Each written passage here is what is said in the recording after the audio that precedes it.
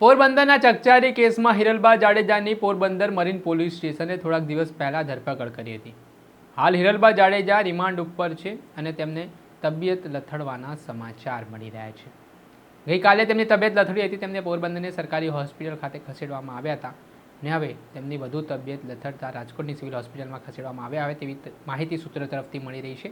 ત્યારે શું સમગ્ર મામલો છે, વિગતે વાત કરી।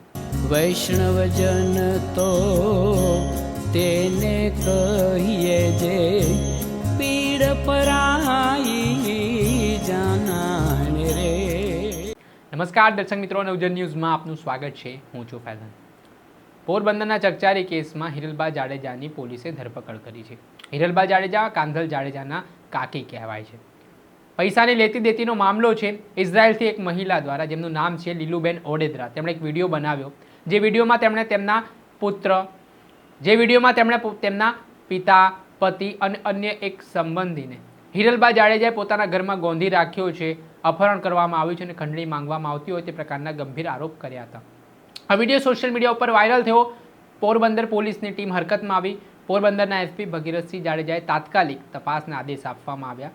આ મામલાના સંદર્ભમાં 17 દિવસથી લીલુબેન ઓડેદરાના પતિ, પિતા અને અન્ય સંબંધીઓને હિરલબા જાડેજાએ પોતાના ઘરે ગોંધીને રાખ્યા હોય તે પ્રકારની વાત સામે આવી હતી।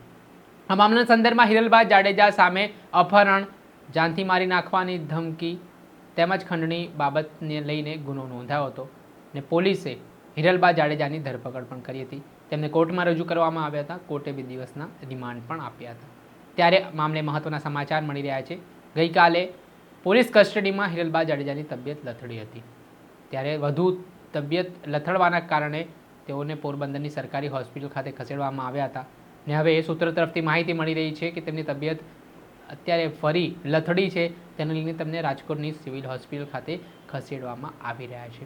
હાલ આ પ્રકારની માહિતી સામે આવ્યા બાદ હિરલબા જાડેજાનો પરિવાર ચિંતામાં મુકાયો છે, પોલીસ પણ દોડતી થઈ છે।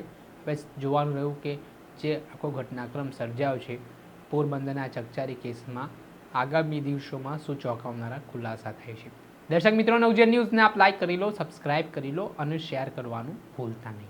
વૈષ્ણવજન તો તેને કહીએ જે પીડ પરાઈ